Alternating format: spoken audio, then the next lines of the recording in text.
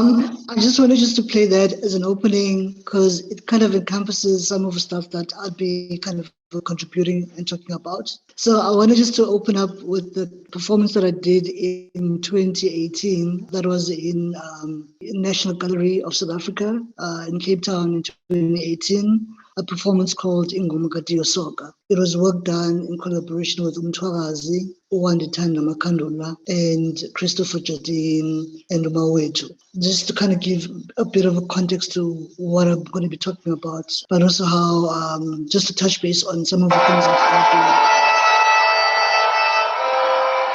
been. Sorry about that. So yeah, so basically that's what I wanted just to share briefly. Then I'll give over to Dr. Mhlambi, maybe to give us a bit of an opening lines for this talk today. Thank you for this opportunity and for allowing me to engage with you in such a so intimate and direct way, but so far and digitally enhanced. As you can see, I'm in a blurry background here. I belong to another zone.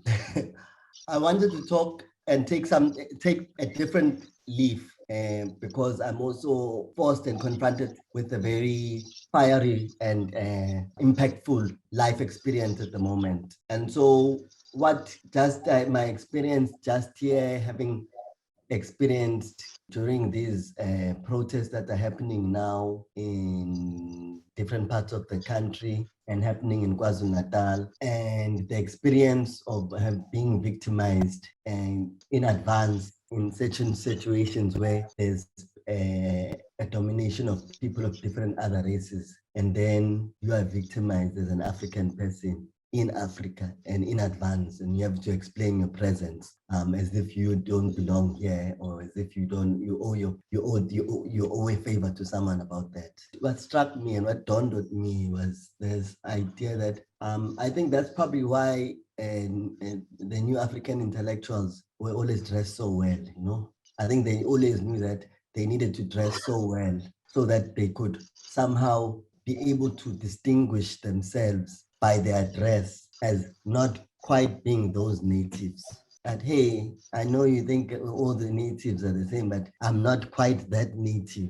And that dress becomes a powerful marker and a kind of protection in that experience as an African intellectual. I am talking about dress and talking about these things because they are often the only features that we have through photographs. Just look at them and imagine their existence and imagine how they possibly look or lived in that time. And so I find myself saying maybe I should also be dressing in a suit and tie so that I can show that I'm not really that native, you know, I'm not coming to loot.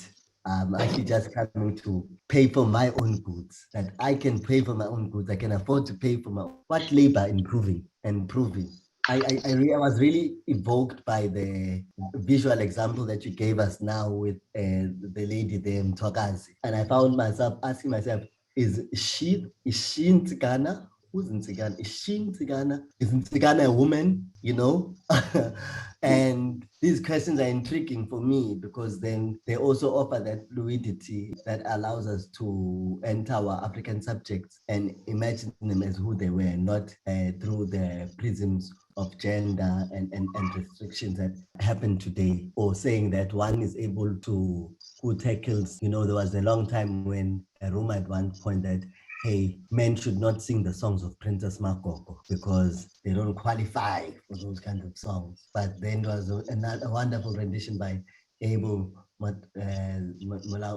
can't say his surname quite, but that really turned our heads around. Was that we had a lovely baritone voice and did one of Makoko's renditions as a man and showed us that we can actually think about and embody these subjectivities in myriad ways. And then the last thing I want to say before I hand over to you, sir, is my interest now is really, particularly you, because you come from a visual culture, is the visualizing of that sound aspect and whether it succeeds or not, but this idea that you are able to enter this without necessarily being from a music discipline point of view, but and are able to bring and something very different from a stage presence, which is the work of what people would say are theater practitioners, but something of a space presence. space presence, but also there's quite there's quite something about that rectangular space, and it says something and does something to the figures that exist in it in this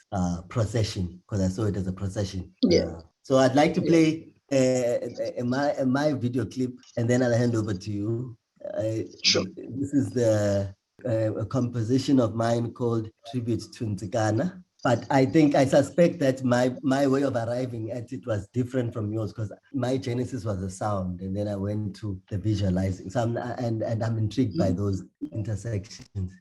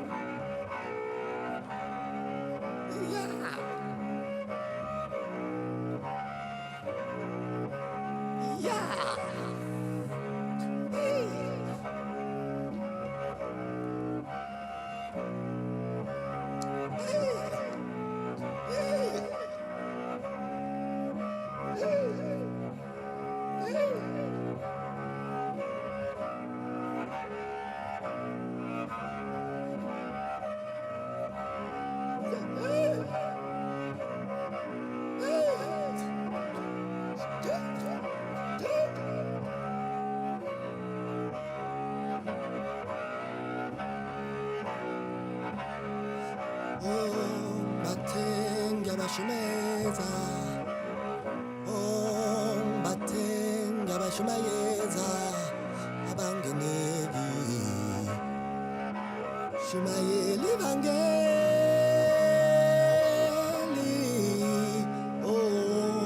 Batenga Bashumayeza, Batenga Bashumayeza, Abangenegi.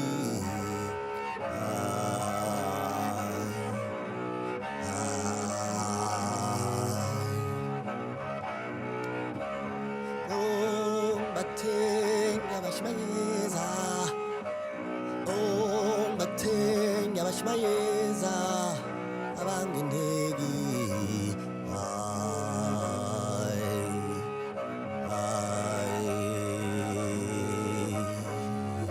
sengibathengi thabalahluda kolbovu sengibathengi thabalahluda kolbovu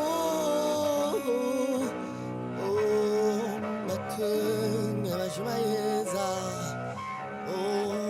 Batenga Shumayeza, Abangendegi,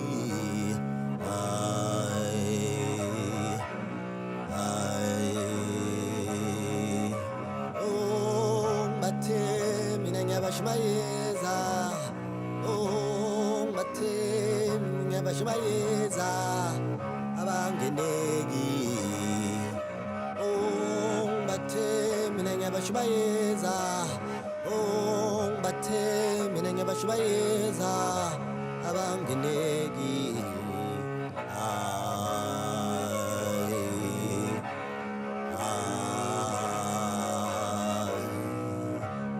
Sembate, Itabalakut, Double Bovu.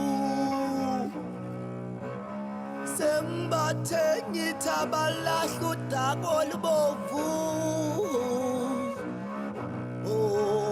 bathe mina ngiyabashubayeza bathe mina ngiyabashubayeza abangeneki bathe mina ngiyabashubayeza bathe ngiyabashubayeza abangeneki shumayeli vangeli bathe mina ngiyabashubayeza bathe mina ngiyabashubayeza abangeneki bathe mina ngiyabashubayeza bathe mina ngiyabashubayeza abangeneki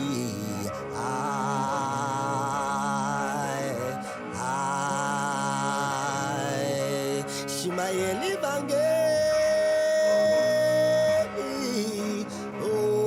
bathe mina ngiyabashubayeza bathe mina ngiyabashubayeza. Wow. Yeah, beautiful video. I think because I said to Guru Musa that the conversation really is more of a call and response. So as a way to respond to what I've just seen now, I've got a short reading that I want to do. I'll share the screen, which sort of would expand to the video. So I'm just going to read from my thesis, my master's thesis. It's a short writing by Uyale Manisi, a poem titled Ingxaki Esenzakalisayo, the poem that brought our destruction. Kwavela igqwirha lingaziwa mntu, kwaqala ingqobhoko yangena, sayamkela ingqobhoko sathi samkela uThixo, kanti lo Thixo sithi siyamamkela. Le Bhayibhile izela inyumnyezi, iphethwe yindoda ikhola ijonge entshonalanga, apha ngaphambili ngumqukumbelo. So further on, uNokuzola Mdende, who shares the same sentiment as Uyale Manisa, she writes that imbola ibiyeyona nto siyiqabayo emizimbeni yethu nasesikhumbeni. Imbola iye yadityaniswa nobuyedini ngababelungu. Isimanga ke sesokuba kwaba bantu babesithi xa siqabe imbola yethu singabayedini. Uqale kwabona bayokuzombela bathi bakugqiba suke bayithengisela kwathina kodwa bona abayiqabi. Loo nto ide yadala iqhalo lesiXhosa elithi umona wasemlungwini ubandezela ichitywa ungaliqabi. So I'll end there. No, you can't end there. No, Yeah, no. So what's interesting is I'm just interested in like your visual kind of your decision of, or rather what you have on the video, where the video starts off where you're walking from the novel, which is a hut, very much kind of associated with Makaba. Then you walking, then as you're walking, we see that there's a constant replay of sort of these two kind of like, I call them izingelosi ezimbili, the two girls who are the ballerinas who are by the sea or the ocean, and you playing Ntsagana song there. And also another visual is it's the use of the train as a backdrop, and how the train, now thinking about Amakholwa, those who were converted, and how they'd be moving between cities, moving between KZN and moving to Kimberley. The advent of the gold rush, the different kind of gold mining cities, and also what that does. But also I think this notion of ukuhuba or ihubo, the repetition of the same rhythm over and over and over again. Also thinking of the train, the sound of a train and people migrating to different parts of countries and moving, but also how the music also travels, and how the music have sustained us throughout these years. But maybe can you talk a bit about your video itself and the conception of the video, and also where you decided to shoot the video itself? I thank you for that. I think for me, the challenge is that or rather what's interesting is that your reading of it is completely different, because the lady who did the treatment for the video, Talenta Komo, the visual Yes, artist, she yes. did the treatment for it. She took the trope of umuntu suka emakaya oya eGauteng. She felt like this was a trope that was common in South African music, you know, and you can think of it, it's still that Jim comes to Joburg vibe, you know, about people coming and then they go to the city. But I didn't like that trope. I didn't like that trope, and I wanted to give it a twist, and I thought, no, it must be someone who's going from their rural place to the airport.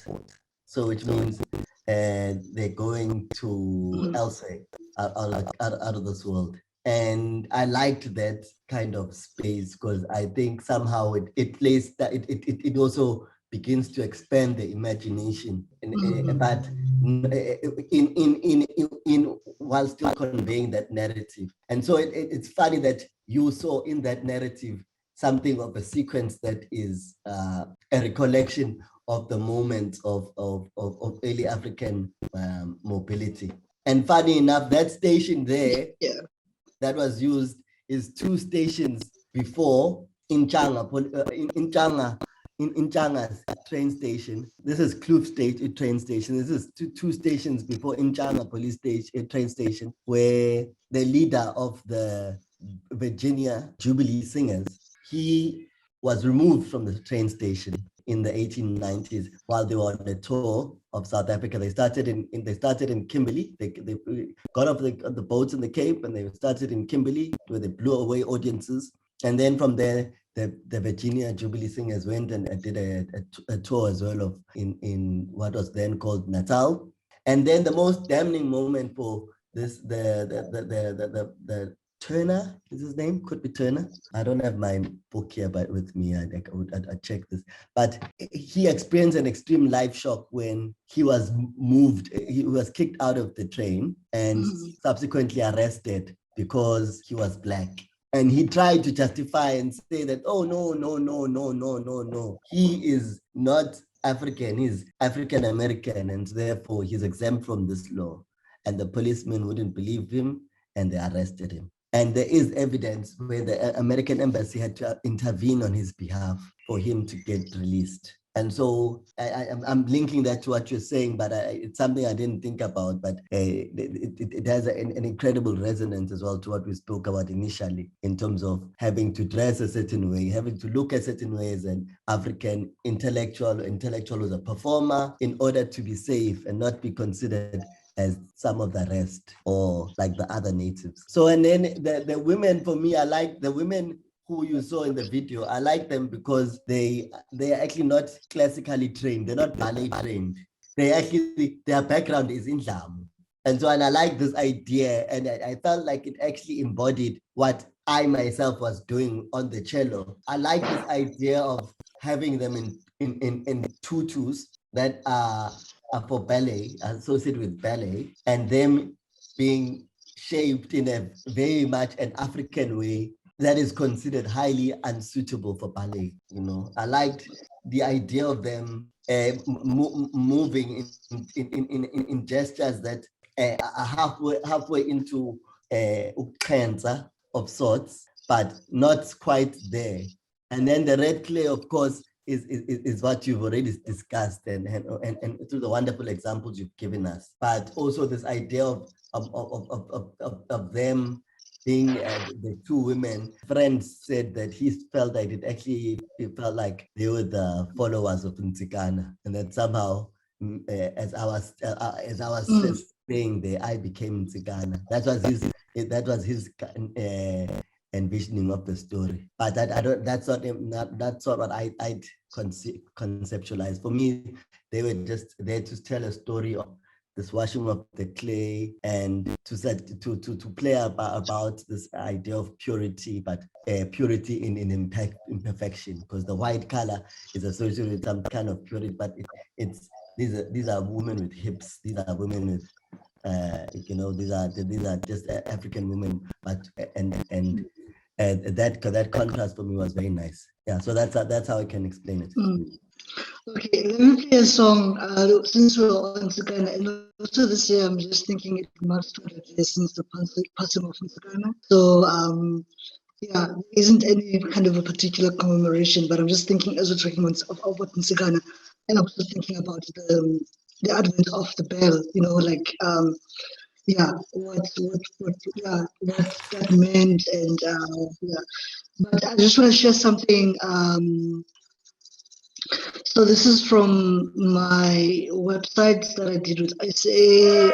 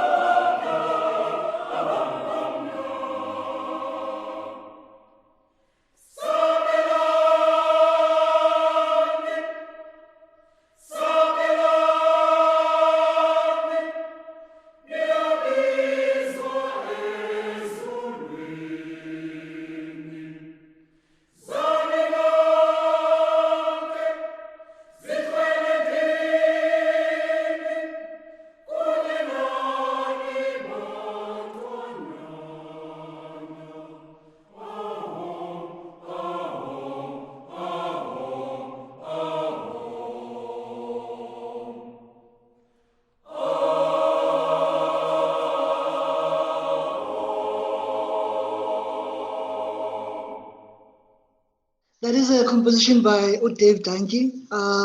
It's a work that's currently located at the International Library of ILM, International Library of African Music at Wits University in Makandula. But I'm also thinking of the sentiment that the song carries and how about Sabelani Zhlolendini, ikakalenyaniso, and this kind of a reverence to God, reverence to the higher being, and this promise, and how Black African intellectuals sort of like how they use the same tropes in their own composition, but also how this kind of became kind of a repetition again to other composers such as Tiosoga, Ben Jamzashe, and your likes, Dube and Noctella Dube, and this sort of like the influence of Christianity. But I'm also thinking of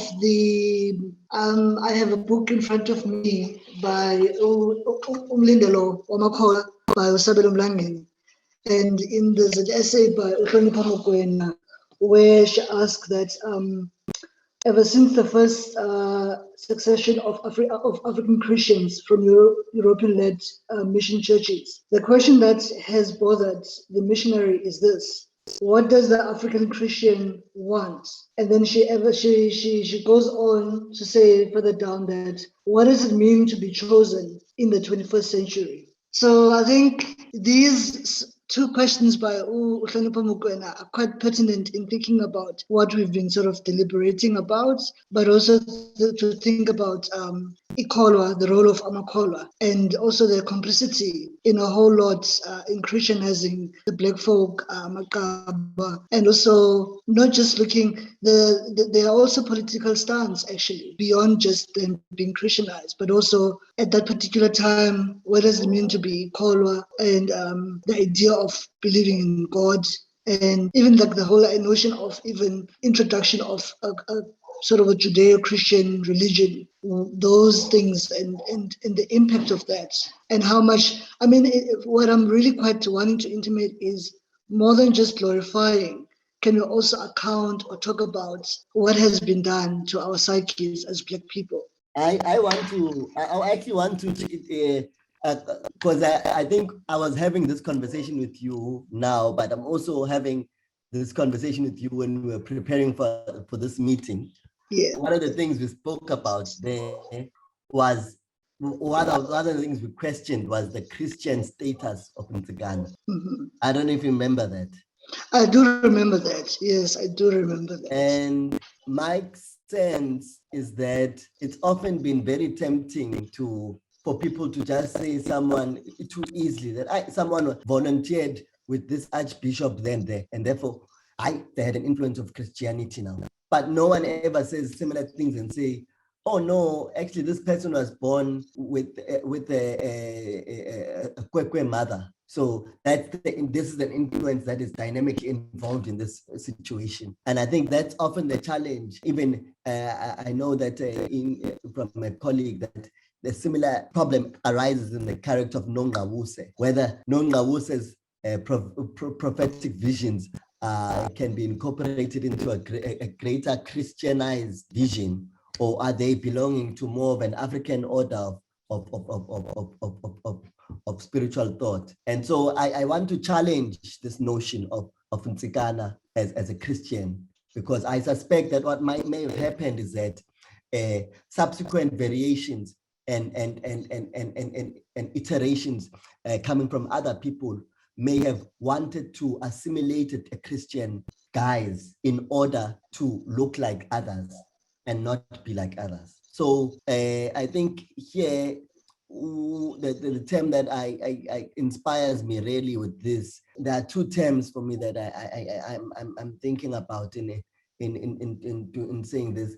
One is a term that is used by Caroline Hamilton when she's speaking about the relationship between African subjects and the missionaries and so forth, and this relationship of brokerage between the two, and not necessarily a one-sided affair, but brokering ideas, brokering knowledge, and things like that. And another term for me that I've been thinking about of late. I'll just share my screen again. This is a term I get from Levi Strauss. And Levi Strauss, he speaks about the bricolier. And so he speaks about it in relation to mythical thought, that bricolier builds up structures by fitting together events, or rather the remains of events, while science in operation, simply by virtue of coming into being, creates its means and results in the form of events, thanks to the structures which it is constantly elaborating and which are its hypotheses.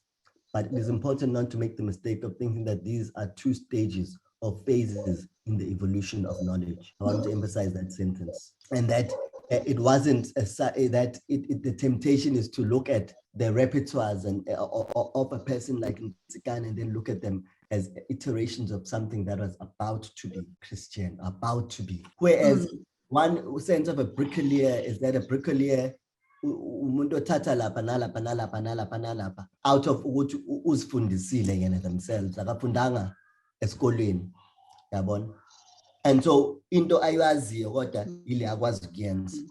It's akukho that sense of the scientific paradigm which is about replicability, of saying, okay, cool, because I know how to make this chair like this, I can therefore make it in a bigger size. And because why? I'll just change the measurements. That's science, I mean. But the bricklayer is someone who was into and then say, okay, cool, I can see I'll try and make it for you just by looking at it. And so, but the bricklayer is limited to what they know, that they've picked up all over the years, and they make it into something that means something altogether different from what it meant in that particular context. And so I'll give an example as well, like when we are looking at the ion in the ion myths. I'm looking at what you're looking at there in the ancient ion myths is that what you get a lot is the idea of that you'll prepare a little medicine compartment that you'll put into the furnace as you're about to make the iron, because you believe the furnace is embodied as a woman, and a woman who's about to give birth, which is the iron that is about to come out of her. And so one of the things you find is that then as they mix this medicine compartment, they put they'll put some bone, they'll put some certain leaves and certain twigs and so forth. And then these things will be thrown into this thing that looks like a technical and scientific and a scientific process. But now when scholars are looking at it, who scholars of metallurgy are looking at these things, they say that, oh no, actually the bone has an effect in the scientific process in this making of iron, because the bone acts as a flux and lowers the boiling point of the iron. And so what you're finding is that the myth making around what the medicine man comes to do, the rituals he comes to exercise before the smelting of the iron are key to the whole system. And you can't say when, oh no, you want to isolate the bone now, because when you know that the bone is an effect in the scientific process. Yeah, and so I'm saying that's what a bricklayer should be understood as. It's something and so so, and I think that one of the things we spoke about in our pre-discussion was that that piece of iron that he would hit, you know. In English they would say the better word is to strike. He would strike, but iron is insimbi. Yes, and therefore it becomes insimbi kansikana. But I mean, as you're talking now. In English, you might be tempted to say the bell of Nsikana. But now when you say bell, it places it in that religious context and no longer in a context where you can look at it as something else. Yeah. So, and also, I wonder if can you consider Nsikana and other composers also as amatwasa? Because I'm thinking, when you're talking about this notion of a bricklayer, someone also olitwasa, but umuntu olitwasa olipata, meaning they have multiple gifts and they are able to multitask and they are able to see izinto in. There's no either no or either or. It's always a matter of kind of taking a bit of this and a bit of that and make it work. But also I'm thinking, Wuti, the followers Gansigana themselves, what was it that compelled them really be followers, what was it about the song, the sonic, that Unsikana, Leansimbi Berashaya, what was it doing to them? And I wonder whether one could even say, Guti, like, we can even talk further about Inkenke of these followers. Because I'm just thinking, when you hit Insimbi over and over and over again, what does it do to you? Please tell us about Nkenge. I'd like this concept. Please tell us about the Nkenge and what does it mean? Okay, Nkenge, it's ukuvukela uhlanga. Basically, it means that you are particularly versed in different kind of You are what do you breaking, call brother. this? You're breaking. In the way. You're breaking. Okay. Oh, really? Okay. I think it's my network is a bit shady this side. Okay, maybe put the video off. Yeah. So I was saying that maybe this notion of Nkenge, I think ukuvukela uhlanga, from this kind of the repetition of hitting insimbi, over and over and over and over. Something happens to you. That sound, that you keep on hearing, ivusela uhlanga, whereby. So Nkenge is equivalent to multiversal. Also, umuntu onenkenke can be able to speak in tongues. What do they call what's this English word? But that is I hope I wanted you to. Sorry. I guess I wanted you to also explain that from Nkenge, or maybe that's my bias, but Nkenge from a linguistic perspective is the sound of Nkengeza. Ukungenkeza, and even like that sound itself of ilokuza, the sound that emanates from hitting an iron, insimbi. Yes,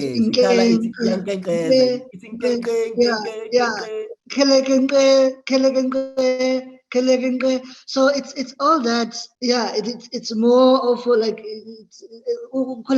I think like it's a form of a vibration that happens within internally, which then allows you to be able to be versed in different senses. Because in one of the early dictionaries, I think the Colenso dictionary, it's described as to reverberate. Yeah. It gives both options of nkenteza and kenkeza. But and so that the turn to the sonic there is quite pronounced and I'd hope you wanted to say some more on that. Sorry, come again.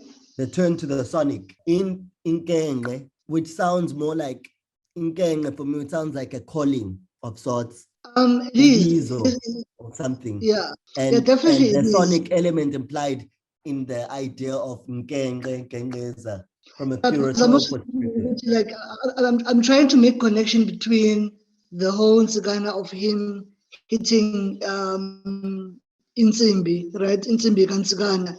And think about Insimbi and that the vibration from Insimbi, what it does to the body, what it does to the mind, also what it does to the atmospheric, umuntu ozwa insimbi enkenkezayo kwenzekani kuye. And I'm even thinking at this point to share this video, also because I'm thinking about, can we make connections to this notion of insimbi with the arrival of different bells, whether be it a church bell, be it a slave bell, and also what does the introduction then of the arrival of Insimbi? And what is that erection in the sound space, in the sound atmosphere meant to imply? What is it meant to signify? Do you want to play as a clip? I'm gonna play this video quickly, and we will just try to think about it.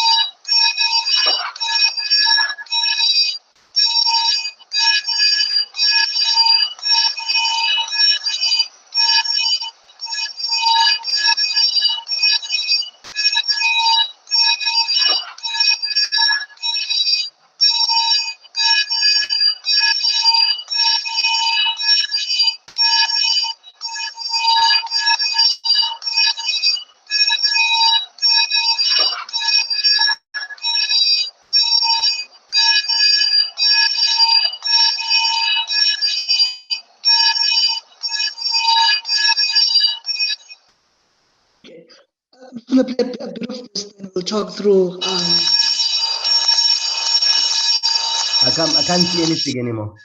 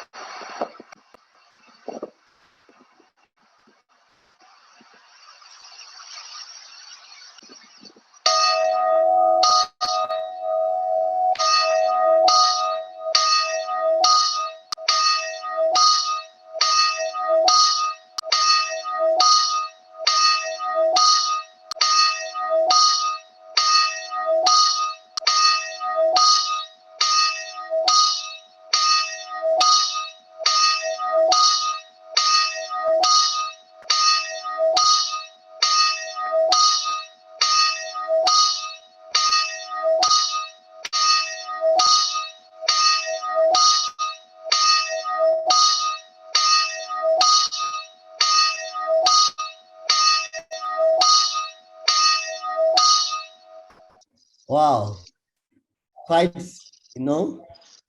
it takes you somewhere. Yeah, that work. That work I did it when I was in Gwali. I shot it in Gwali, Gwali village, where Diosoka started the first school, established the first school. Actually, the building that you see, it's actually the first building that he built when he got to Gwali in 1857. That is an actual building itself, which started off as was a boys' school. Then later on, he built a girls' school within Gwali also. Mm. And I was also thinking about this sort of the arrival of Insembi, which is the church bell within the Eastern Cape, within the Cape colony. And I'm also thinking about the slave bell in itself, the correlation between these two, but also the repetition of this sound. I mean, this kind of the same rhythm over and over and over and over, but also how then the bell starts to govern the lives of Abantu. Yeah, what we in sound studies we might say it begins to punctuate their reality in some way, as markers of that reality. Yeah, I buy that. I buy that interpretation. I wanted to play something, but I can't find this clip here. And I'm even further thinking about these Black intellectuals who then became, who were also Amakolwa. Yes. Advently within different spaces, like different missions around the country, whether in Northwest. I'm also thinking about the mobility that because they were Black, the likes of Utiosoka, him, how he navigated the space that he was in, him having to then do the work of the missionary, very much like kind of playing a doppelganger where he has an inside info, but at the same time trying to convert. Because I think with my work, or rather like me interrogating his music, his compositions, I'm always trying to think that beyond just the legacy of this music, of these compositions, how the music is still with the people. And the music, it is still very much politicizing the people, because the music that he composed, him and contemporaries also. Because I think most of the time there's always like this kind of essentializing, or rather this romanticizing about this composition, and to think more as to the agency that these compositions, this music that they've composed, where it is now, and what does it do constantly. in our everyday, and its functionality, and how it also still governs the way we think, the way we mobilize, and how we think about our own political struggle continuously. We said that we're going to look at a few other composers, and I don't know if you have your list, but for me to round off on Ntikana, I would say that I definitely feel that the way that the bell reverberates seems to have a lot of weight as well in remembering Ntikana, and perhaps it is part of the anthem of Ntikana. And considering sound as Nkenge, or as in Zulu maybe might call Umkenenezo, sounds that and which is considered as a genre of music, in fact, a type of genre of, and one of the izigaba zobuciko ngokwesintu, so that umkenenezo then, or umlolozelo, another word for it as well, becomes this type of music where there's no singing to it, and if there is singing, it's only vocables, nothing that's, and the music is there to embody rather different aspects of umlozi, which would be that whistling sound. It's there to embody different aspects of, and so even that on its own can be considered a category, just the reverberating of the bell. So I wanted to play a clip from this one track that was I recently got to record as part of this work, and this is the work of Bokwe, Knox Bokwe. I'll only share the sound, I won't share anything else.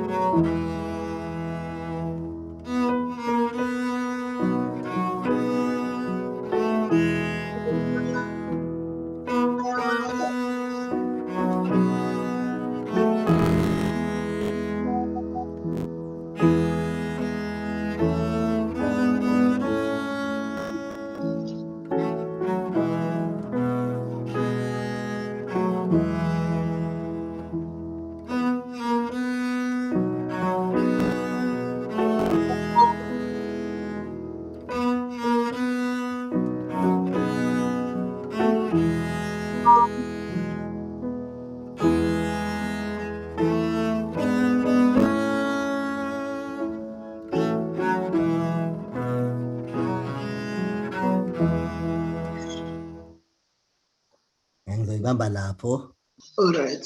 I think, in response to yours, like I'd share a composition by Ben Tamzashi.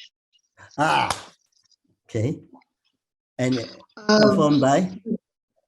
It is performed by an choral choir, but it starts with, so this composition, it is actually initially, it was his dedication to Tio Soga. And then what I did here, you'd hear a bit of Umbegi Chatterist agenda there. But yeah, let me play the Jamzasha. It's sung by a choral choir from East London.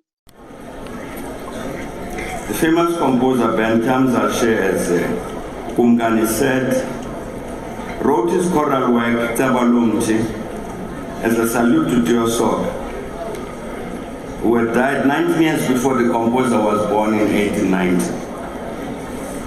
And in the lyrics, Tabalomti says, Tabalomti okade bemkongot, Tabalomti ovele mahlathini, ungumthini na luphezu kwengqangqazi, Litabalomti wasemahlathini, wagawulwa yini na, Tabalkathixo, phakama mfana, Tabalomti omkhulu, asinguwona unqumo, asinguwona umkhokha, asinguwona lo mthi wasemahlathini, ngowela amanzi manzi akawelwa, ngoza nemixhaka yasemangesini, untu ke wena mfana, uze uyikhonze iAfrika emnyama, siyabulela sithi untu kutaba lomnqumo.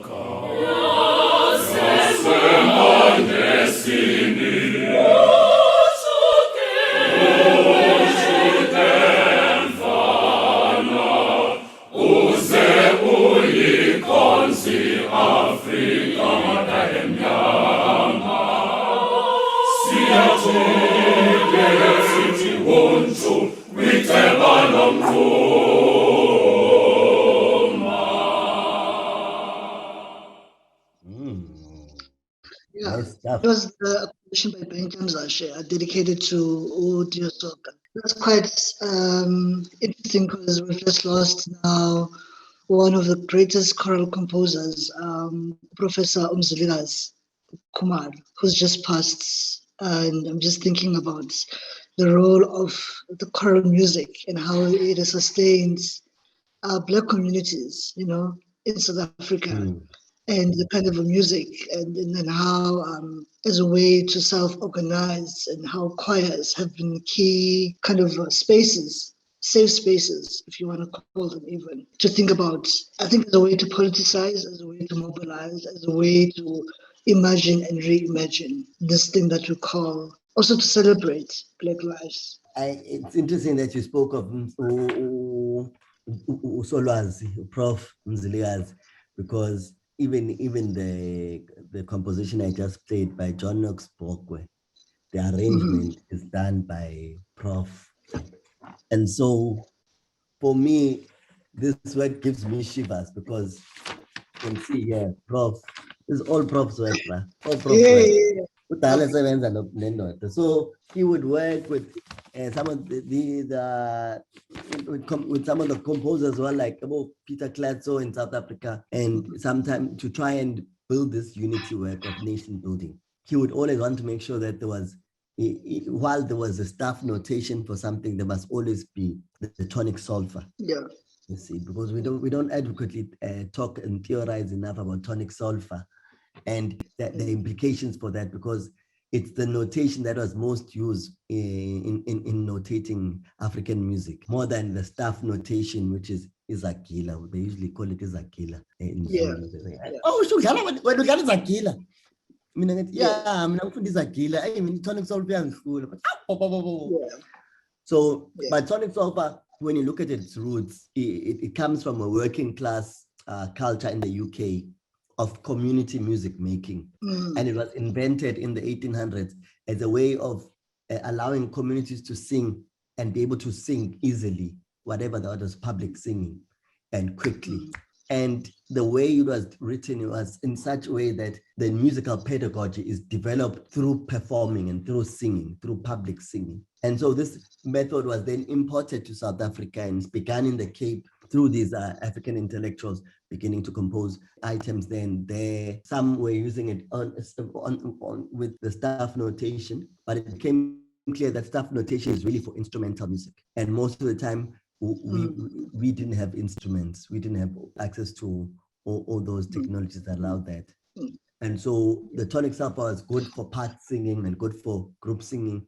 And so, but it meant that there was an issue of access in terms of the archive of South African music, because those who read staff notation had access to particular archive, and those who had access to tonic solfa had a particular archive. And so the work of someone like Mzilikazi Khumalo in bridging that gap was very important, has been very important. Yeah. And I'm even thinking of Umntwana Magogo and how she, even herself, someone who is well versed in classically trained, but also who could play Uhadi, and how that is important to kind of think about this notion of an archive, this which has been passed down to her, and how then she plays the song and how then she, in a way for her, as a way to remember, as part of collectivism, to think about where is this sonic archive, where is it sitting currently? And even how herself, Umntwana Magogo, how she influenced a lot of what Mzilikazi Khumalo in his compositions, yeah.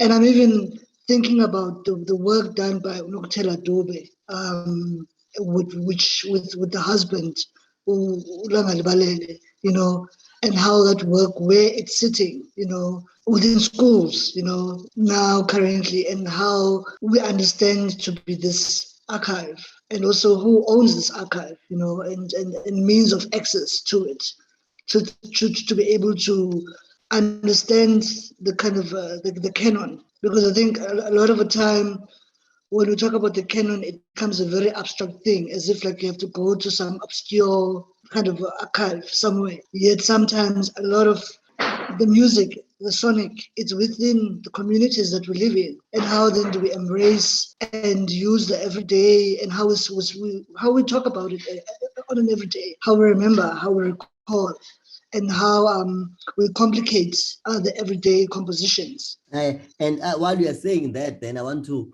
also throw the spanner in works and say, someone challenged and said this dichotomy between the oral as the traditional and the written or as the modern must also end, because the oral can also be modern. And so, and I'm thinking about it in relation to someone like Enoch Sontonga's anthem as well. The original composition, the original, his own score is no longer found. What we have is extensions by other people, such as Mkai, who added his own verses, and then Plaiki, who added his own verses. And that this process of addition was not seen to detract from the intellectual property of or from the recognition of this piece of music as Sondongas. Yeah. Whereas, and I wonder how it'll sound differently to your kind of assault, like the Thokozani composition of Usondonga, and what Ulokuza Uzimnawana calls as a lullaby.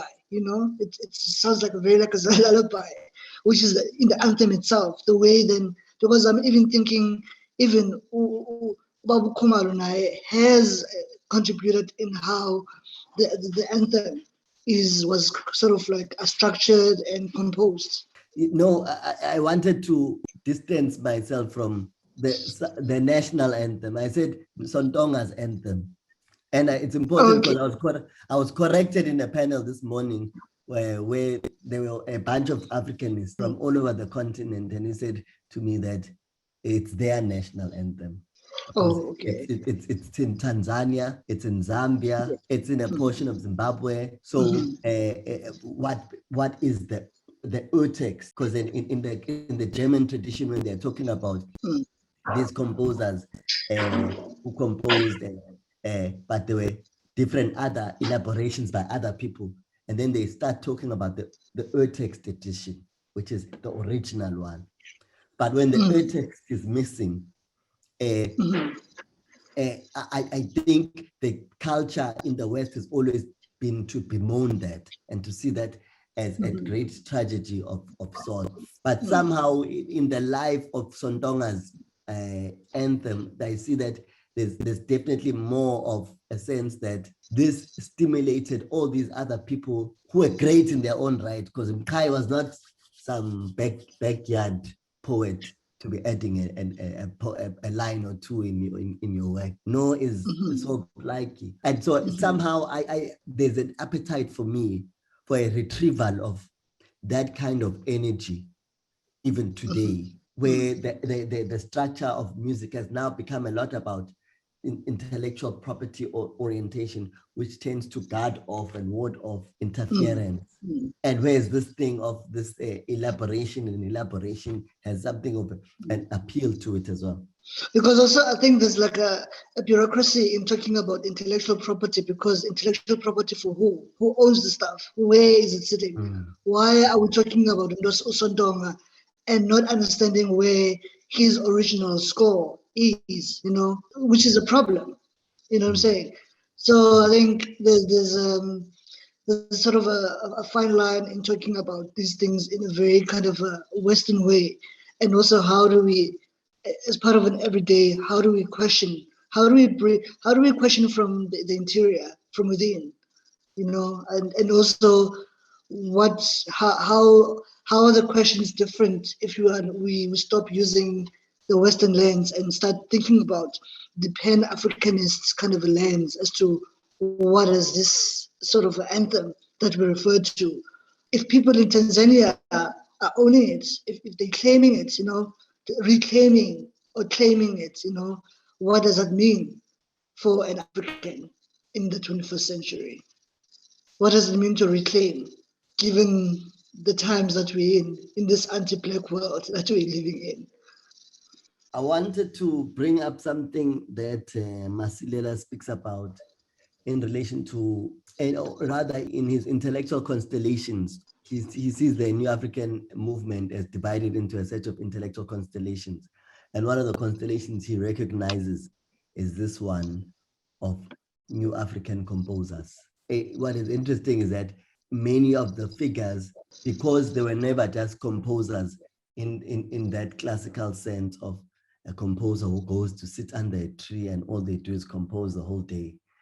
They were so involved in so many other facets that the only way you begin to get the slice and a glimpse of their activities in making music is by creating this constellation of them as composers. But at the same time, the category sits uneasy because isn't Tigana a composer? Is Tigana a prophet? You can be both a prophet and a composer. No, I'm just saying that, for example, that the status of that category in itself is shaky And it says something about new African intellectuals, the fact that each and every time you say something about them, it's not enough. Yeah, and then also that this kind of begs I can't hear you. You're breaking. the question of like what constitutes an African intellectual according to who? What becomes the criteria of classifying? And even like what constitutes, in a sense, what is the criteria according to whose standards? Because I'm thinking of abantu who like, for instance, Unsigana as a Twasa or Amatwasa. These composers is the music composers as Amatwasa, who are also Amapata, meaning that they are multiversal in the way in which they think about the music, not just in just a Western classical form, but as when the music comes to them, the context in which they are in, and the manner in which then the music is delivered and shared with the public. And I want to go back to this to refer to you, to respond. For me, I go back to this question of, is the oral the traditional, or is the oral the modern? The oral is the modern. And then we would also have to establish what is the modern. Kind of like define. Yeah, but I'm saying that because there's the tension about who is an intellectual, who's not, only arises with those figures. For me, it seems as if the tension only arises with those figures that are at the cusp of the traditional. And yeah, that brings some kind of historical forces to play, and understanding that role in relation to these historical forces of change that are happening in society and in human evolution. And so what that for me means, it implies, is that there's no longer a need for us to feel as though we need to separate someone who's coming from the approach of Nsigana versus someone who is wearing the Tio Soka, who is very much the educated newspaper man and things like that. And somehow we need to find a new explanation for the status of intellectual. And that somehow even this category of composing or making music seems to be pushing the envelope in this containment of this category of intellectual, in order to be and starting to show other aspects of what that may have meant, and or what it might be, how the concept might be valid and useful to us as African people, because it's a validity of the concept that is at stake more than the fact that we are using it. I hear you. I think these provocations that you bring about, it might need like a part 3 of it, because where we have another kind of a panel where we think about these, we unpack this, because within scholarship in itself, how we understand the traditional and the modern, and how even the notion of the composer, what is the role of a composer, and where is the composer positioned, you know what I'm saying? Yeah. And where is the music sitting? You know, because I think these then would actually require a different sets or lens, would require like different provocations and questions. And also there's a particular frankness where we would need to establish who has the music, where is the music, because as composers, it's like you just go into like this conservatory and you just, but the music is really with the people. Yes, but particularly in the Western definition of composer, that has been the stereotype that the best musician is, even just like philosopher, even like a Marx, the stereotype of Marx is that all we know of Marx is that he's just sat in that library, and just wrote and wrote and wrote and wrote. But our people did not have this luxury of being just that, and they were somehow being pushed. Some people didn't even want to just remain a clerk in a mining office, but they preferred to do something like law, where they'd be able to be engaging with with other people and being able to help society in some way. So there was a co-commitment effort of galvanizing forces and at the same time doing this work of composing. So the visionary intent in those words of Nkosi Sikelel and Malphakanyisa uphondo lwayo iAfrika. You know, it takes something deeper than someone who's just occupied with the task of composing. No, maybe I think in another conversation we might talk about Amathwasa Ingoma, not necessarily.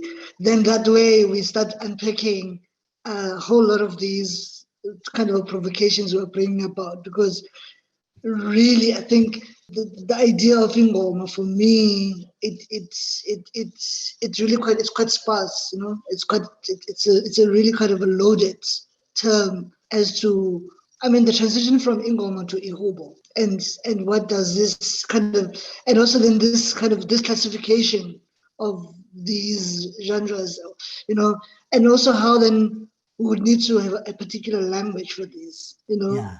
As to also to establish Ubuntu. I mean, I'm even thinking of the guy who composed or wrote the song Mbobe. Yeah. Was it Solomon? Yeah. Ulinda, yeah. Ulinda, yes.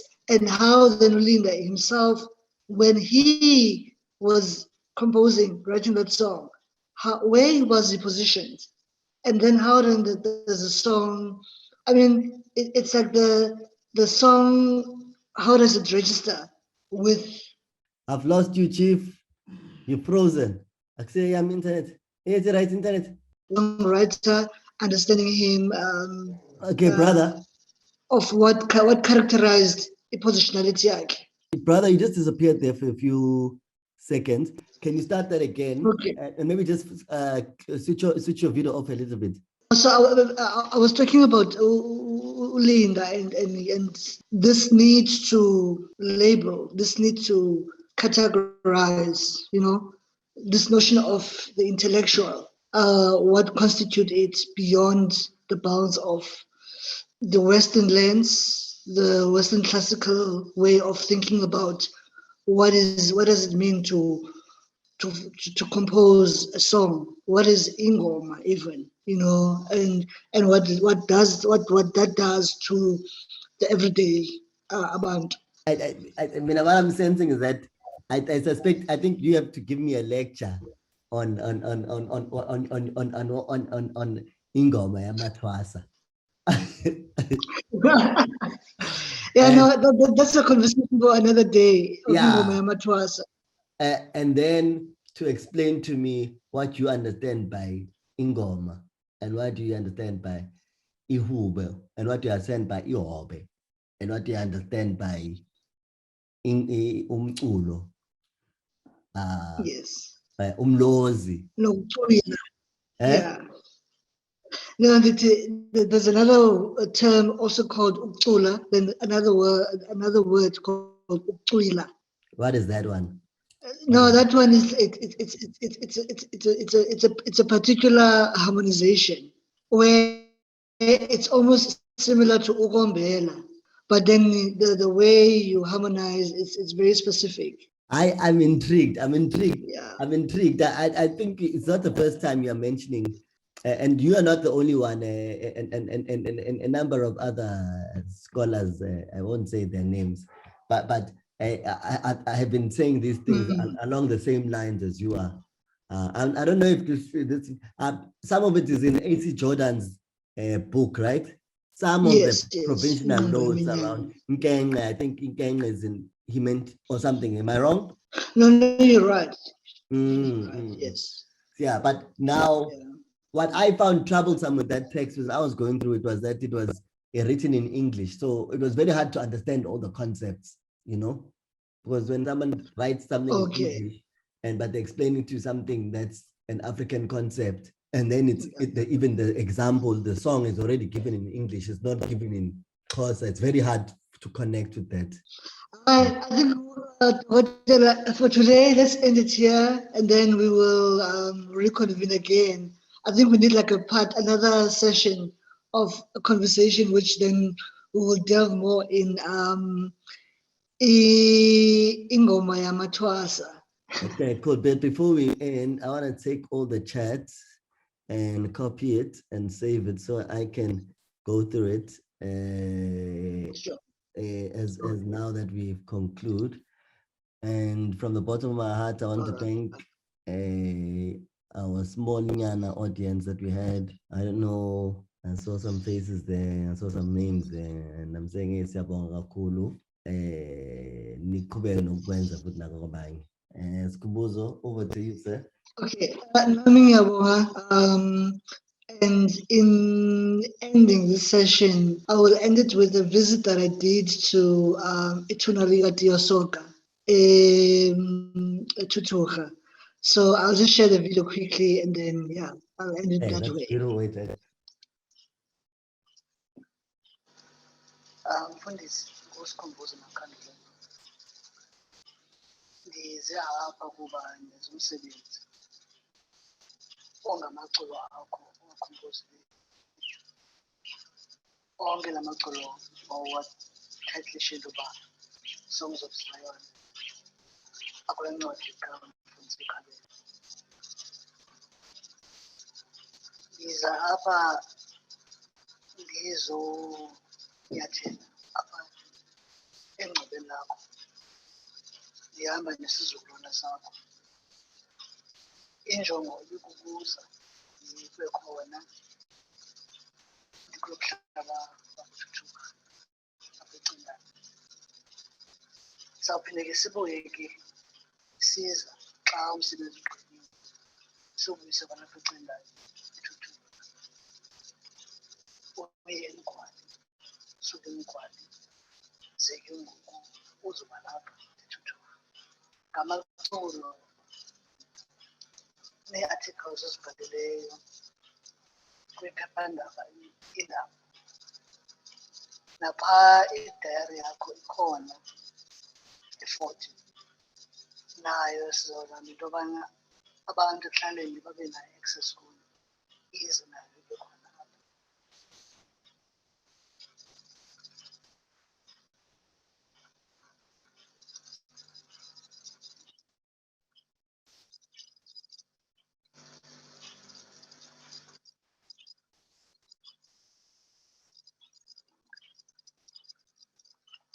Isizukulwane sakho ke siye sandichazela ngemvelaphi yayo, sandichazela nangobume bendawo obuhlala kuyo phaa ecaweni apho khona ixhanti likhoyo. Ndiyayazi into yoba asikudanga kakhulu apho ubuhlala khona, kulapha phezulu apha. So eyona njongo ngalo msebenzi ibikulo yoba umsebenzi wakho waziwe, kwa umsebenzi wakho sikwazi into yoba siqhubekeke sifunda kuwo, siphilise isizwe. Siyabulela ke leyo yonke le nto leyo. Siyabulela komsebenzi wakho.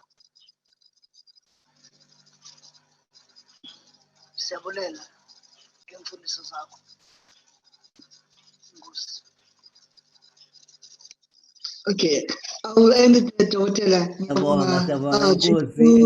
Thank you very much to everyone who tuned in today.